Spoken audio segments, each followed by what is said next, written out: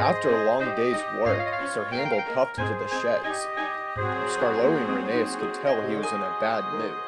"All right," said Rheneas. "What happened this time?" "It's those old coaches," Sir Handel fumed. "They made me slip to a standstill twice. Those cattle trucks should be scrapped." Scarlowe was shocked. "I won't have it," he protested.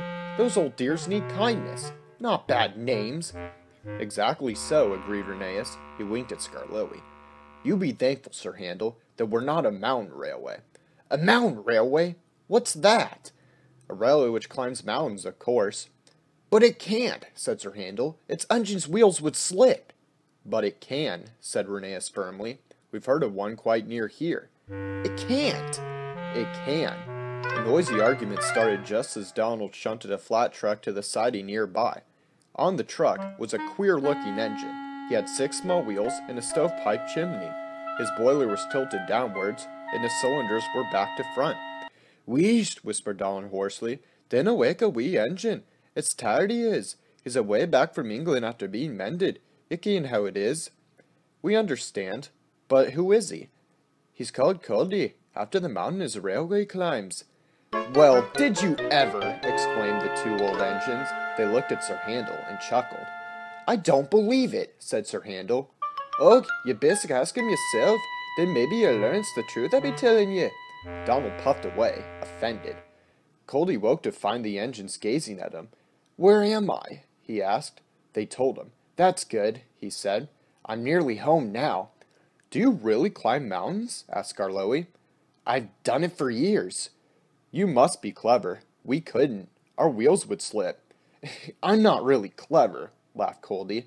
"I was just drawn like that." "Like what?" "With pinion wheels on my driving axles. They have teeth, you see, which fit into a rack rail. I can't slip, however steep the line is." "That," said Rheneas, "must help you going up. But if your line is so steep, aren't you frightened coming down?" "Why? We have good brakes." "Coaches," went on Rheneas, "are sometimes silly and try to push us downhill. Some engines find it hard to stop them." Sir Handel blushed and looked at his buffers. "Our coaches," answered Colby, "are never silly like that. They know such tricks are dangerous. I never had that sort of accident. But," he went on thoughtfully, "I was frightened once. Very frightened indeed." "Please tell us," said all the engines. "One day, long ago, before our line was opened, our driver made all of us stand ready outside our shed. 'The inspector's coming,' they said.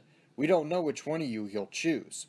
He chose me, climbed into my cab, and made me push 2 coaches to the summit."